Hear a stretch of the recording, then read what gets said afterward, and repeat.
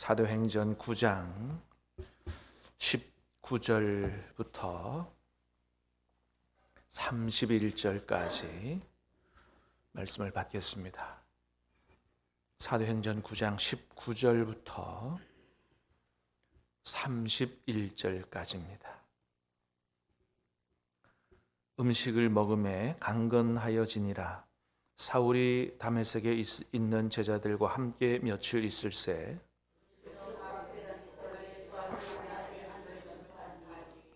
듣는 사람이 다 놀라 말하되 이 사람이 예루살렘에서 이 이름을 부르는 사람을 멸하려던 자가 아니냐.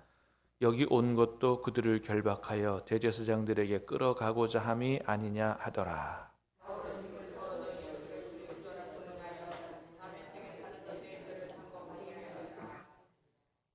여러 날이 지나매 유대인들이 사울 죽이기를 공모하더니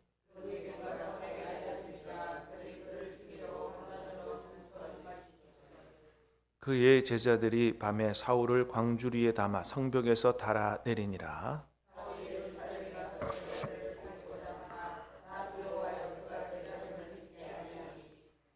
바나바가 데리고 사도들에게 가서 그가 길에서 어떻게 주를 보았는지와 주께서 그에게 말씀하신 일과 다메섹에서 그가 어떻게 예수의 이름으로 담대히 말하였는지를 전하니라. 또 주 예수의 이름으로 담대히 말하고 헬라파 유대인들과 함께 말하며 변론하니 그 사람들이 죽이려고 힘쓰거늘. 같이 읽습니다. 그리하여 온 유대와 갈릴리와 사마리아 교회가 평안하여 든든히 서가고 주를 경외함과 성령의 위로로 진행하여 수가 더 많아지니라. 아멘. 자, 오늘 말씀은 교회를 박해하던 사울이 예수님 만난 이후에 회심하고 완전히 달라지는 정말 열심히 복음을 전하는 이런 모습을 보게 됩니다.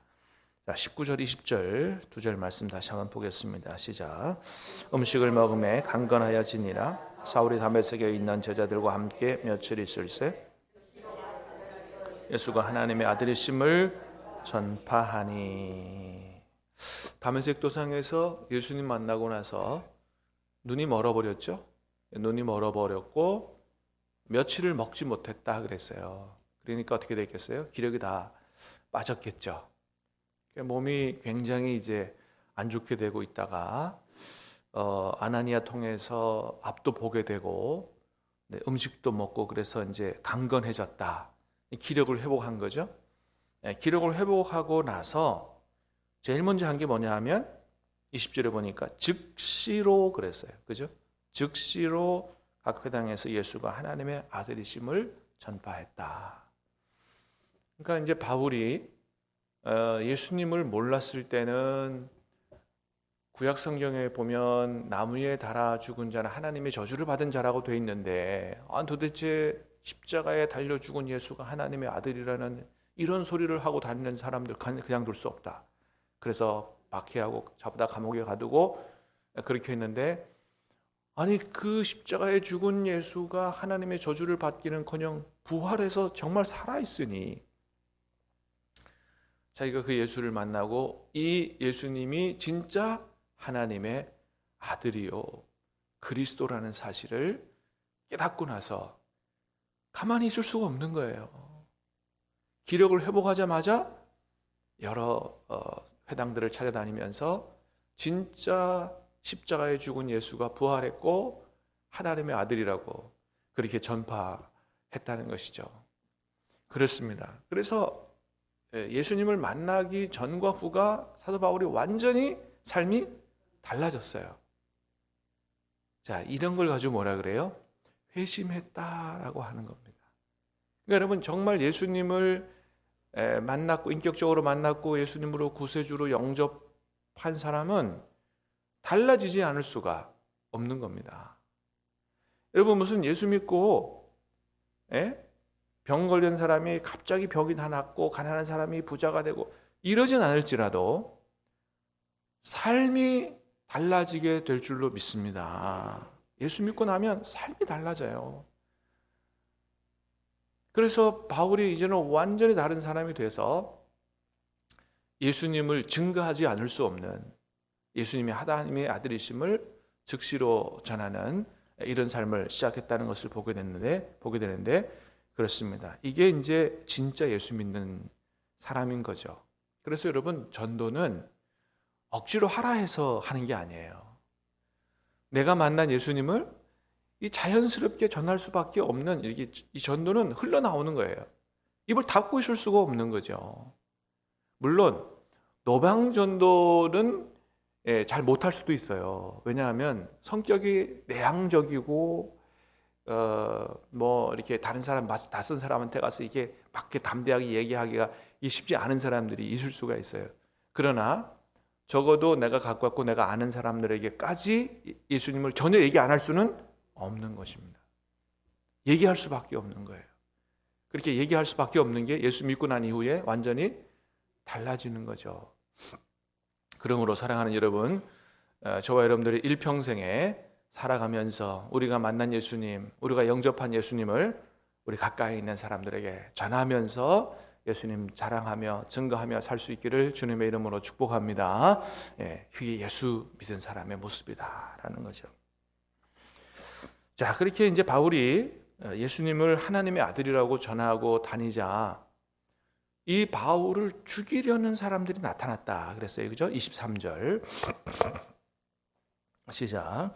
여러 날이 지나매 유대인들이 사울 죽이기를 28절도 봅니다. 28절입니까? 28절 29절 시작. 사울이 제자들과 함께 있어 예루살렘에 출입하며 또 주 예수의 이름으로 담대히 말하고 헬라파 유대인들과 함께 말하니 그 사람들이 죽이려고 힘쓰거늘. 그러니까 다메섹에 있을 때도 복음 전하다가 죽을 뻔했죠. 바울을 죽이려고 그랬어요. 예루살렘에서 가서 복음 전했더니 예루살렘에 있는 유대인들도 바울을 죽이려고 힘을 썼다라고 했습니다. 이렇게 복음을 전하는, 그리고 바울은 하나님께서 내 이름을 유대인 임금들, 이방인들에게 전하려고 택한 나의 그릇이라고, 주님이 쓰시려고 택한 그릇이고 복음을 제대로 전하고 있는데 왜 이렇게 죽이려고 하는 사람들, 왜 예수님은 이런 사람들을 처리해 주지 않으셨을까요? 바울을 죽이려고 하는데 예수님이 택하시고 쓰시는 그 귀한 사람을 죽이려고 하는 사람들을 왜 예수님은 안 죽이셨을까요? 죽이시면 간단하잖아요. 그게 하나님의 뜻이다라고 하는 거죠. 왜요? 하나님의 뜻은 뭐예요? 사람을 살리는 겁니다. 할렐루야.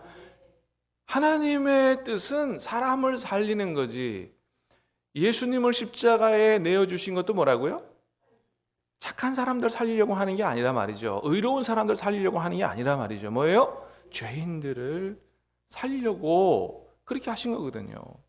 그러니까 인간적으로 생각해 보면 예수님을 달아 죽인 사람들, 바울을 죽이려고 하는 사람들, 이 사람들은 싹 죽여가지고 지옥 보내야 될 거 아니에요?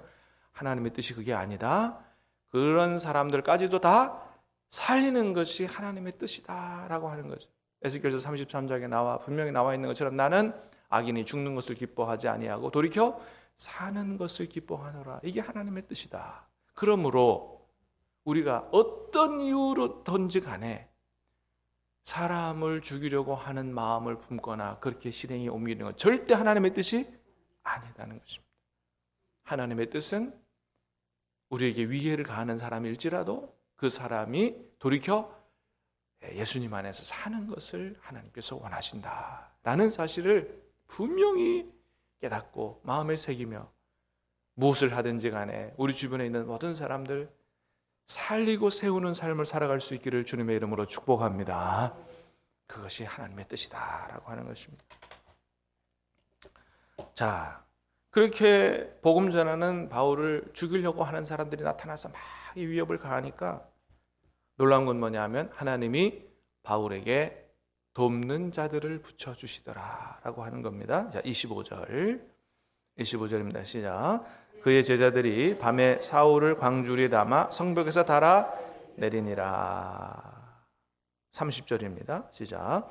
형제들이 알고 가이사랴로 데리고 내려가서 다소로 보내니라. 자, 다메섹에서도 유대인들이 막 사울을 죽이려고 그러니까 뭐라 그랬어요? 제자들이 밤에 사울을 광주리에 담아 성벽에서 달아내리니. 여러분, 얼마 전까지만 해도 그리스도인들이 사울을 우리를 죽이려고 하는 사람이라고 알았잖아요. 이게 며칠 동안 갑자기 친해지기가 쉽지 않은 겁니다. 이게 예루살렘에 갔어요. 예루살렘에 있는 제자들이 사도들이 만나려고 하지 않았습니다. 자, 26절 27절도 볼까요? 시작. 사울이 예루살렘에 가서 제자들을 사귀고자 하나 다 두려워하여 그가 제자됨을 믿지 아니하니 바나바가 데리고 사도들에게 가서 그가 길에서 어떻게 주를 보았는지와 주께서 그에게 말씀하신 일과 다메섹에서 그가 어떻게 예수의 이름으로 담대히 말하였는지를 전하니라. 누가 그렇게 했다고요? 바나바가. 그러니까 예루살렘에 갔는데 사도 바울이라고 하는 사람이 어떤 사람인 건 다 알아요. 교회가 다 알아. 그러니까 그 사람이 갑자기 예수님을 전한다 믿어지지가 않는 거죠. 가까이 하지 않으려고 했어요. 그때 이 제자들과 성도들과 이 바울이 이제 하나가 될 수 있도록 하나님이 사람을 붙여줬어요. 누구라고요? 바나바라는 사람을 붙여줬다. 그렇습니다. 여러분, 우리 하나님이 어떤 분이신 것을 알 수 있냐 하면 하나님의 사람에게, 하나님의 뜻을 따라 살고자 하는 사람에게는 반드시 돕는 사람을 붙여주시는 분이다라고 하는 걸 보게 됩니다. 여러분, 이걸 우리가 기억해야 돼요. 저도 제 인생을 이렇게 돌이켜보면 어려울 때도 많았는데 항상 그때마다 돕는 사람을 붙여주셨던 것을 기억합니다. 일일이 다 얘기하지 않아도요. 저는 사실 부산에 내려올 때 부산에 와본 일이 거의 없어요. 진짜 딱 2번 와봤어요. 딱 2번. 한 번은 친구 장례 치르러 한 번 왔었고, 또 한 번은 어느 교회에서 설교해달라고 한 번 왔는데 그 전에 와본 일이 없어요. 아는 사람? 한 사람도 없고요. 그야말로 저는 그러니까 다른 나라에 꼭 선교하러 온 것 같은 이런 상황이에요. 아는 사람이 있어요. 그런데 내려오자마자 우리 노회장님이 중학교 선배님이시더라. 양정중학교에 선병인 목사님이 저 중학교 선배시더라고요. 아이고야, 중학교 후배가 왔다고 얼마나 잘해주시는지. 아무도 안 와서 불러내가지고 롯데호텔 중국집에서 짬뽕도 사주시고. 나 그래가지고 호텔 가 짬뽕 본 거 처음이네요. 롯데호텔에 호텔 가 사우나 한 것도 처음이네요. 그게 얼마나 큰 마음의 위로가 된. 나리 중학교 선배님이 노회장님이야. 얼마나 마음에 그 든든함이 있는지요. 또 어제 이제 우리 그 가비오타 목사 중창단 1박 2일 수련했습니다만은 허은구 목사님 학교 선배세요. 학부 선배세요. 허은구 목사님은 부산 교계에 굉장히 유명하신 분이잖아요. 한 교회에서 선교사 100명 보냈잖아요. 다 존경하시는. 그분이 세상에 후배가 내려왔다고, 또 기특하게 후배가 인사하러 왔다고. 세상에 요즘에도 이런 후배가 있냐고. 주일에만 되면 불러내가지고 밥 사주고 커피 사주고. 얼마나 위로가 되고 힘이 되고. 그것뿐만이 아니에요. 구구절절 제가 에스라 공부하러 갈 때도 돕는 사람을 붙여주시고 돕는 사람을 붙여주시더라고요. 그래서 제가 어제도 이렇게 설교 준비하면서 두 가지 생각한 게 있어요. 하나는 뭐냐 하면 살다 보면 힘들 때가 있잖아요. 그럴 때 또 하나님의 일들을 하려고 할 때 돕는 사람이 없다고 좌절하지 말자. 왜요? 반드시 하나님은 돕는 사람을 붙여주신다. 할렐루야. 얼마나 힘이 나요. 그러니까 좌절하고 그렇게 무너지지 않을 수 있잖아요. 하나님 반드시 돕는 사람을 붙여주신다. 두 번째는 나도 누군가에게 하나님의 돕는 사람이 되어주자라고 하는 생각을 하게 됐습니다. 얼마나 복된 삶이에요. 여러분, 예수님 안에 사는 것이 가장 복받은 삶인 줄로 믿습니다. 그러니까 아무리 생각해도요, 기가 막힌 복이에요. 예수님 안에 있는 사람이 얼마나 복을 받았는가. 여러분, 세상에 사는 사람들 지금은 뭐 모든 게 잘 되고 뭐 평안하고 그런지 모르지만 반드시 누구나 다 인생의 어려움을 만나게 되고 또 반드시 누구나 다 죽음 앞에 서게 됩니다. 그럴 때 주님 안에 있지 않으면 자기가 가지고 있는 것도 다 날아가고 무너지면 인생이 무너져요. 인생의 무너짐을 경험하는 사람들이 얼마나 많고 죽음 앞에 가가지고는 얼마나 좌절하고 절망하고 두려워에 공포에 빠지는지 몰라요. 그러나 예수님 안에 있는 자는 어려움을 당해도 걱정할 게 없어요. 왜요? 하나님께서 우리를 지켜주시고 도와주실 거니까. 우리가 세상 떠난다 그래도 어디 가니까? 하나님의 품에 영생의 천국에 가게 되니까. 그런 굳은 믿음이 있기 때문에 또 주님 주시는 평안이 있기 때문에 여러분 그것을 무엇과 비교하겠어요. 네. 저와 여러분이 하나님 안에서 엄청난 복을 받은 줄로 믿습니다. 그 복을 누리고 살게 되기를 주님의 이름으로 축복합니다. 전도가 다른 게 아니죠. 이런 거 전해주는 거예요. 이런 거 예수님 안에 있는 게 얼마나 복된지 모른다. 같이 예수 믿자. 네. 자, 31절도 읽어보겠습니다. 시작. 그리하여 온 유대와 갈릴리와 사마리아와 교회가 평안하여 든든히 서가고 주를 경외함과 성령의 위로로 진행하여 수가 더 많아지니라. 아멘. 여러분 보세요. 그리하여 온 유대와 갈릴리와 사마리아 교회가 평안하여 든든히 서갔다. 지금 여러분 교회가 평안할 때가 아니에요. 예루살렘에 큰 박해가 일어났고요. 그죠? 뿔뿔이 흩어졌고요. 그래서 박해 받은 사람들이 흩어져서 복음 전하고 이제 교회가 막 세워진 거거든요. 그러니까 지금 박해 중입니다. 박해 중이고 금방도 봤던 것처럼 바울 같은 사람 막 죽이려고 하고 그죠? 그런데 그런 박해 중에 있는데도 교회가 어떻게 해요? 평안해서 든든히 서갔다라고 했어요. 그러니까 이거는 환경적인 평안을 얘기한 게 아니에요. 누가 주시는 평안이? 하나님이 주시는 평안이 그들 마음속에 충만했다는 것을 얘기하는 겁니다. 여러분 예수님 얘기하죠. 내가 평안을 끼치노니 나의 평안을 너에게 주노라. 내가 주는 것은 세상에 주는 것 같지 않으니 근심도 말고 두려워하지도 말라. 하나님이 주시는 평안, 뺏길 수 없는 평안, 환경이 빼앗아갈 수 없는 평안이 교회 성도들의 마음속에 충만했다라고 하는 거죠. 뿐만 아니에요. 그래서 주를 경외함과 성령의 위로로 진행하여 수가 더 많아졌다. 성령의 위로도 있었다. 이게 무슨 얘기예요? 어려운 일이 있었다는 거죠. 근데 누가 위로해 주셨다? 성령께서 위로해 주셨다. 그러니 든든히 서가게 됐다라고 하는 것이죠. 박해 중에서도 평안할 수 있고 어려운 중에도 위로받을 수 있고 그래서 더욱더 힘을 얻어서 부흥성장하는 교회가 초대교회였다. 사랑하는 여러분, 우리 교회가 이 시대의 한국교회가 이렇게 될 수 있기를 주님의 이름으로 축복합니다. 우리 모두가 어려움을 만나도 주님 주시는 평안 때문에 이겨낼 수 있고 성령의 위로로 점점 더 힘을 얻어서 든든히 서가는 이런 복된 삶을 살아갈 수 있기를 주님의 이름으로 축복합니다. 기도하겠습니다. 하나님 아버지